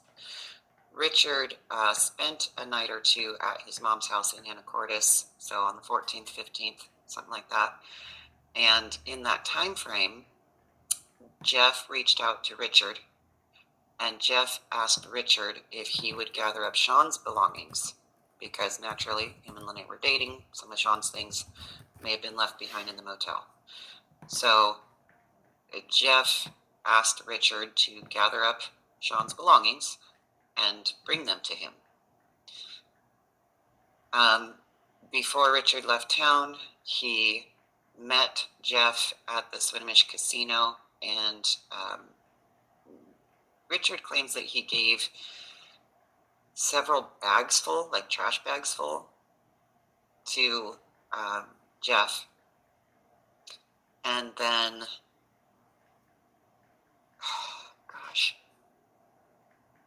somehow Tom and Sean were riding around together, and Sean gave this bag of things to Tom. It was a smaller tote bag full of clothing, and Sean passed that along to Tom, saying, Jeff gave this to me. And so it's very convoluted why Richard would have even honored that request, number one. Yeah. Number two, delivered it to Jeff, and then for the bag to come from Jeff to Sean full of Lenee's belongings he shouldn't have any of Lenee's belongings if Richard's responsibility was to retrieve Sean's things. That's weird. It's very weird, One minute Richard is doing things for Jeff, yet in the next breath claims that, well, I went out to Jeff's place that night because I knew he knew where my sister was, and I was so mad at him, and blah, blah, blah. But then the next day he's honoring a request to gather up Sean's belongings and deliver it to the guy. And then when the belongings are passed along, it's nothing but Lenee's things. So I don't know. It could have been a very easy way for Jeff to get Lenee's things out of his trailer. And in a clever way, I don't know. But that's what we've wondered. Okay. Now, you've, of course, talked about Mike. Mike seemingly has a pretty good alibi. I don't know. It seems like it's a coincidence. He He goes to Alaska on the very day that Lenee goes missing. Yes. And I'm guessing, once he found out she was missing, did he come back from Alaska, or did he have something where he had to stay there? What was the situation? Yeah, he could not come back right away. He had to fulfill his job. Right. So he remained in Alaska the whole time. He communicated as he was able to when they were in port through Facebook Messenger and texting here and there. But no, he was gone for a while in the very beginning. Okay. And once again, he was well on his way to Alaska well before Jeff ever showed up to the motel to pick up Lenee that evening. Yeah, it sounds like we're leading towards some of the odd coincidences in Jeff's story. And so, yeah, definitely was not Mike. Definitely was not Sean. They had alibis. Jail is a very good alibi. Very, very early in the morning of September 10th to go to Alaska. September 10th. And then suddenly Jeff shows up at the motel in the parking lot on surveillance footage without a care in the world to pick up Lenee. When his story did come out, and he gave several reasons why he dropped her off at the park that night, one of his reasons, in fact, I think it was the first reason he gave, was so that he wouldn't be caught by crazy. And that's a quote. So what it means is that Jeff claims he dropped Lenee off at the park because he didn't want to be seen by Mike. Mike oftentimes stayed at the motel with Lenee and had stayed multiple nights prior to her disappearance. And because Lenee had spent time with Jeff since Sean was in jail, I guess it became their routine. At least this is Jeff's words. Right. It became their routine that they would meet up at the park so that Mike would not see Lenee spending time with Jeff. So Jeff claims that he dropped her off at the park so he wouldn't be seen by crazy. But what's interesting about that is he knew Mike was in Alaska. Otherwise, he never would have picked Lenee up at the motel at 6:30 on camera. That's weird. What park? What is the name of this park, if you know it? What is the name of it? Yes, it's called Cosland Memorial Park. Cosland Memorial Park. Okay. Yeah, it's about 2 blocks away from the motel. When people started calling BS on that story, he also said that he dropped Lenee off there so that she could walk her dog the 2 blocks before getting home so that her dog could potty. The motel manager stated that Lenee let her dog go potty right there on the grassy patch outside the motel office. So why she would need to walk the dog 2 blocks to let it potty is kind of stupid when she'd been letting the dog potty right there on the motel property for the last 2 months. Also, knowing Lenee, knowing Jeff, if Lenee was heard yelling belligerently for her dog, she was probably already drunk that evening. So why would you drop off a drunk woman and her dog 2 blocks away at 2:30, almost 3 a.m.? You would drop them off right at the doorstep, let the dog potty on the grassy patch at the motel property, and watch the woman walk up to her door. Or walk her up yourself if you're truly concerned. Let's talk about searches. You've mentioned doing some searches. Where have these searches been conducted? I just have to ask. Has any property that Jeff had access to been searched? Jeff's family's property? What can you tell about the searches that have been done and where they've been done? How many? Yeah, well, I can tell you what the family did in the beginning and then also what I know APD was part of. Okay. On September 19th, the family did a search that went from the north end of Reservation Road all the way to areas south of Reservation Road. The Thousand Trails Motel is located motel. Thousand Trails Campground was located along that stretch, which is why we focused on that area. Yeah. And I want to say we had probably about 50 people Oh. assigned a coordinate to knock on all the doors, to walk through the woods, search everything they could. We had people part of that search party also going through the Thousand Trails Park. And there was a few tips from campers who reported seeing a woman walking a dog that matched the dog's description. But the woman's description, it was hard to say if her description matched Lenee or not, because she was wearing a ball cap and a face mask due to COVID. Right. But I've tried following up on those tips. Those tips were passed on to APD. I don't know what they've come of them, but it was never confirmed whether the dog was still in the park a week later or not. But that was our first day search. Our home base was at the Jerry Smith car dealership right there at Reservation Road.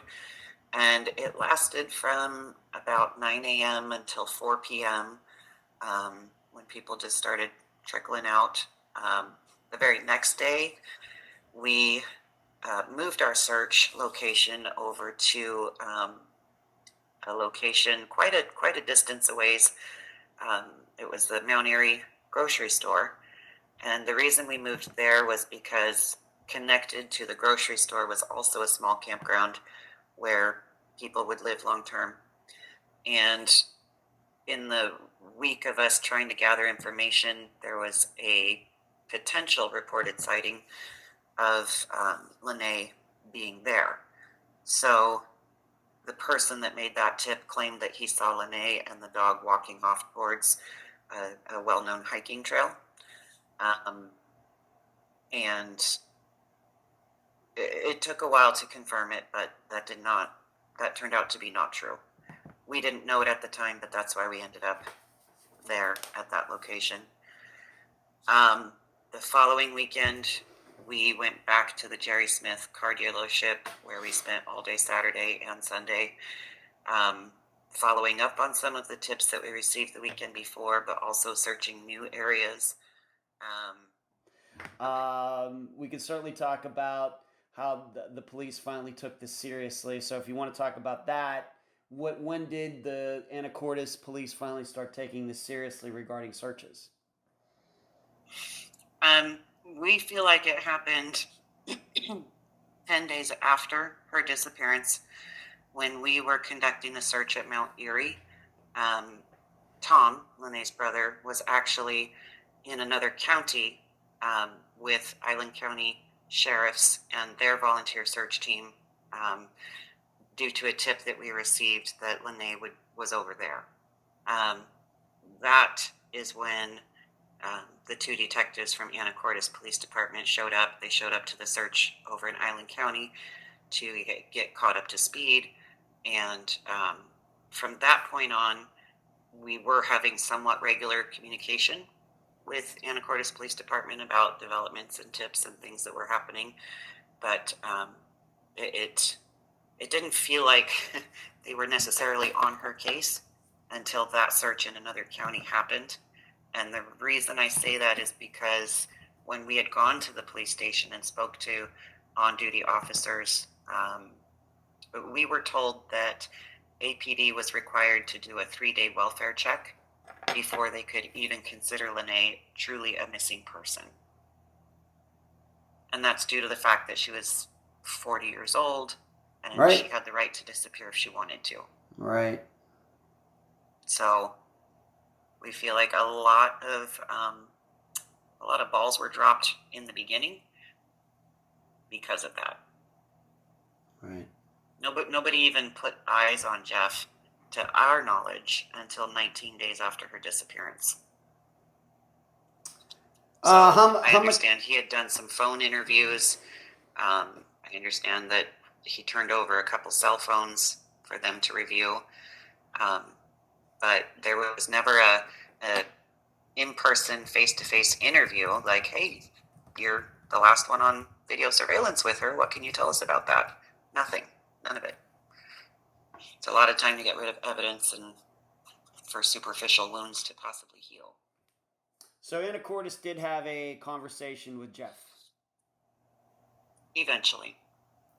Do you know any of the contents of that talk? Just that he gave the same story about going to the gas station and then going to his camper and then taking her back to the park in Anacortes. Okay. So, and to my knowledge, he gave them a route that he took, and I was told that surveillance footage was requested from that route, but whether anything was found or not, I don't know. Okay. What about anything regarding Jeff and his property, his camper, his truck? We were told repeatedly that APD was not able to get search warrants for him or his property because there was no evidence of a crime. And we were told that for a solid 6 months,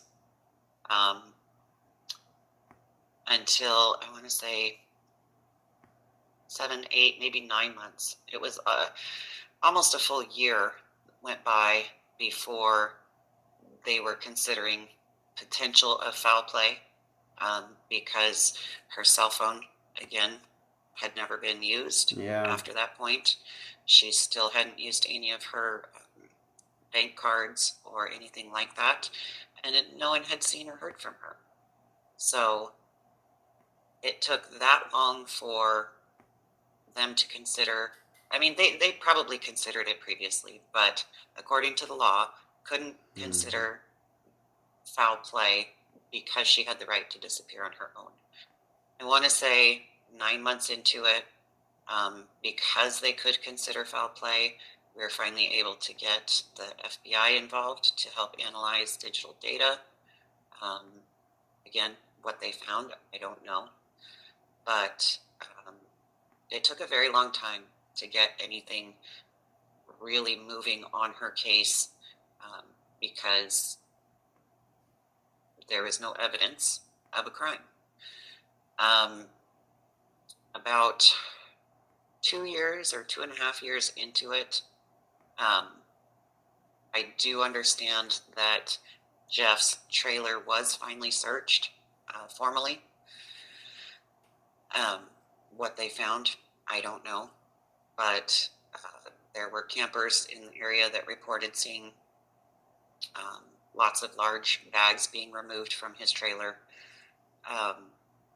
You had asked me about their efforts in searches. Yeah. There was a property about a mile away from the Thousand Trails campground that Jeff's brother-in-law was developing. He was a contractor who does dirt work and other type of building contracting. I don't know.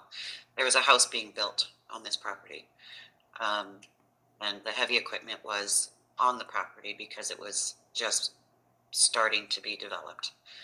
I know APD did 2 different searches of that property, one early on and one a while into the investigation. Neither search found anything. There was somewhat recently, in the last year, another search done of his brother-in-law and sister's property that is located several miles from the campground also. I believe there was some follow-up there, but again, what that search may have found, I don't know. There was another search done on Orcas Island, which is out in the San Juans, and that search was the result of what ended up being a false tip. Oh my. So there's been a handful. Michelle and I reached out to a private dog handler who volunteered his services on another location. And again, that one did turn up to find nothing. And I know that because Michelle and I organized it. But yeah, just there's so much water and woods where we live, and because we don't know exactly where to search, it's been really hard. You know, so many rumors in the beginning. We wound up digging through somebody's 4-month-old garbage that was full of heroin needles and just disgustingness, trying to find any evidence that she was even there.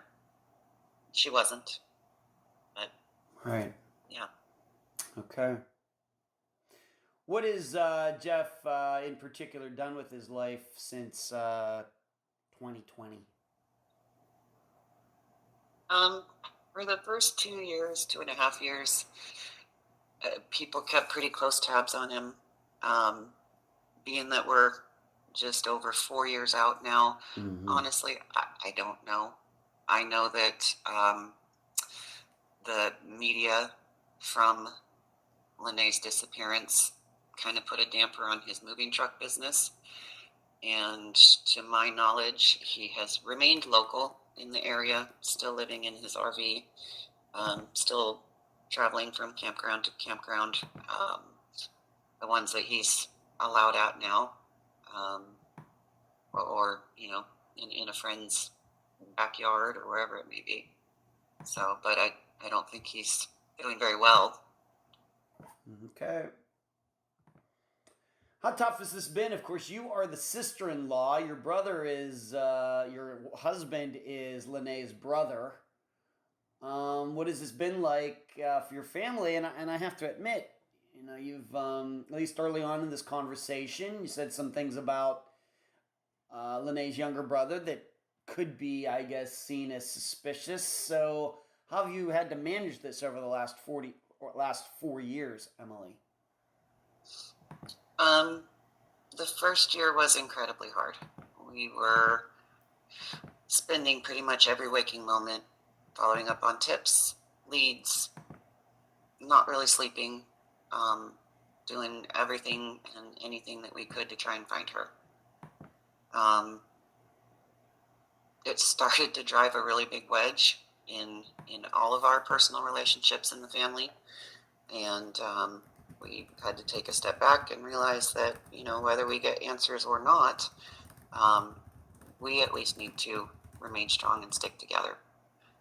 And Barb has had a really hard time, obviously, dealing with the idea that Lenee's probably not coming home when Lenee missed Barb's birthday and then Christmas and then a whole year. It's been devastating for her. And I think the hardest part is not knowing. I think we know she's not coming home, but we don't know what happened to her or where she is. And because of that, we're never going to stop searching for answers. We hold a candlelight vigil. For the first year, we held it every month on the 10th. We eventually moved to once a year on the anniversary of her disappearance. And we wound up bonding with family members of other people that have missing loved ones. Yeah, and that forming happens. an organization to try and get some laws changed at a state level that would help other people in our situation not have to go through the same things. But it's devastating, You never think it's going to be you when you're sitting there watching Dateline. Nope. That is true. That is absolutely true. Nobody expects to ever be in a situation. They see it happen, and then it happens to them. We know these disappearances are rare, so I'm not saying people can certainly not predict it, but when it happens, it is a surprise. Yeah. Yeah.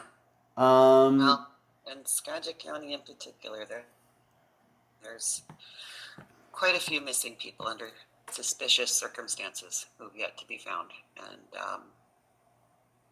I don't know if it's our terrain, our the opioid crisis and drugs out there, casinos. I don't know, but there's a lot wrong in our county, and trying to find missing people is very, very hard. Emily, do you have a Facebook page, website, anything like that set up for Lanee's disappearance? If you do, why don't you tell the listeners about it right now? Yeah, it's called Justice for Lenee on Facebook. And we also have a hashtag, Where is Lenee? We post updates there as we get them that we can share with the public. We also rely on that page for people to leave tips. They can do it anonymously. They can do privately through Messenger. We're very responsive. There's 3 admin, myself, Michelle, and another one of Lenee's sisters on her dad's side. But you can feel totally safe talking to us. And I think something that prevents people from reaching out is they don't want to say something that might be sad for us to hear. But I can assure you we would rather know the truth and get answers and closure for Lenee. So whatever people may know, whether they feel like it's big or small, related or not, we want to know about it. Right. That's right. You want to hear, you're not just looking for good news. Unfortunately, you're looking maybe for bad news too. Anything that's going to bring this disappearance to a close. Exactly. And because sometimes it is bad news. I mean, let's just admit it, unfortunately. Yeah. Right. We'll take anything that gets us to the resolution, no matter if the news is good or bad. Absolutely. Okay. Emily, any final words before we complete this interview? I think just the same thing we've been saying from the beginning, that somebody out there knows something. And if, again, you do know something, please just say it. Let us know. Let us follow up on it. If you don't want to tell us, tell APD. APD has made it very clear that no matter what situation you might be in personally, if you have outstanding warrants or anything of that nature, they are not even going to question you about it. Just say what you know so that we can get a resolution for Lenee. Right. Yeah, and being, we have very active in the first few years, and in the last 2 years, it's gotten pretty quiet. It does seem to come and go like a roller coaster, up and down, up and down. But we need something to break this open. Right. Yeah, it's one of those things. I think that's an interesting point you made a moment ago there about, we didn't, of course, we talked about alcohol early in this conversation, but drugs were not a big discussion today. But it is interesting to me is that I truly do believe there are people out there who know things about disappearances but are afraid to come forward because of other crimes they might have committed that don't rise to the level of violent. Maybe it's just something drug related, and they don't want to come forward because of that. I think that's a good point that you make. That I am inclined to agree with you that investigators are inclined to look past lesser felonies to prosecute more serious felonies. Certainly. Yes. And the detectives in charge of Lenee's case have said that out loud. Absolutely. They won't even give a second look. They just want answers for Lenee. Right. So everybody, it's maybe not something we've discussed on an episode recently, but yes, that I think you make a really good point there, Emily, that police are more than happy to look past some infractions to close bigger infractions. For sure. Mm-hmm. For sure. Okay. Mm-hmm. Well, and the other point too is, for somebody in Lenee's shoes, where she's 40 years old, didn't have a lot of responsibility in her life. She was allowed to live how she wanted, And it just has felt like sometimes her lifestyle is being judged as opposed to the details of her disappearance specifically. And not just in her case, but other people who might live a similar lifestyle. Just because they're not a certain type of person doesn't mean that they aren't loved and they aren't missed, and they deserve the same amount of attention and respect from agencies who are helping to find them, the same level of media coverage as any other missing person. So, she wasn't a mother, but she was a daughter, an aunt, a sister who is loved and missed every single day, regardless of, how she chose to live her life. So, Emily, thank you for being on this episode of Unfound. Thank you.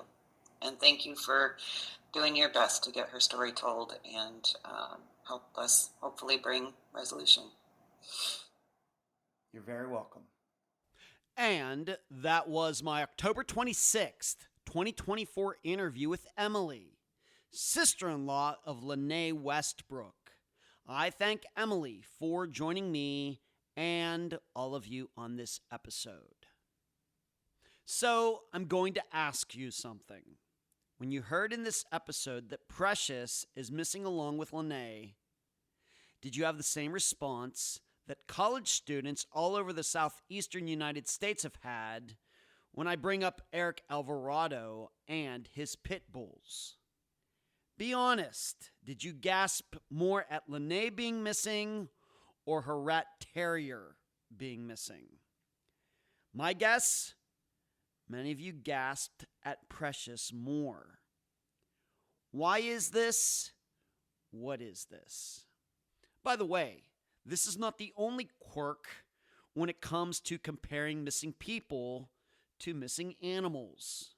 Because here's something else I think I know. Flyers about missing pets don't get torn down as much as flyers about missing people. Once again, why is this? I think it's because subconsciously, in places humans don't even know exist within their psyche, too many of the masses think the victims, disappearance victims, might have possibly deserved it. Or something along the lines of, well, the person was probably an alcoholic or a criminal or a drug addict. Very much what we believe police think when they first hear about missing people, and how seriously they take the disappearance of a prostitute compared to the disappearance of the pastor's 8-year-old daughter. Whereas animals, they don't know what the heck is happening on this planet. They don't understand life and death and all of that. Thus, their innocence is evergreen.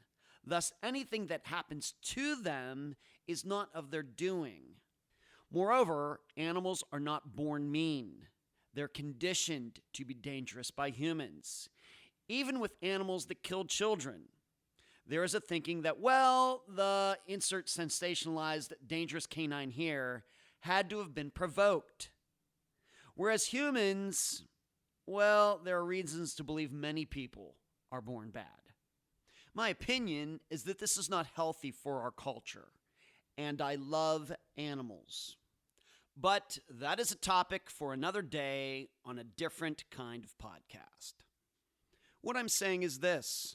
Remember, the title of this episode is Laynee Danielle Westbrook and her little dog too. Not Precious and her little human too. If you'd like to hear and read more of my in-depth analysis into the disappearance of Laynee Westbrook and, to a much lesser extent, her dog, please go to patreon.com/Unfound Podcast, sign up, and partake in the Unfound blog. Until then, I leave the public theorizing up to you. And that's the program. Right now, while you are in your podcast platform, Spotify, YouTube, iTunes, wherever, give Unfound a 5-star review, a thumbs up, whatever that platform allows. I thank you for listening. I'm Ed Densel, and you've just finished this episode of Unfound.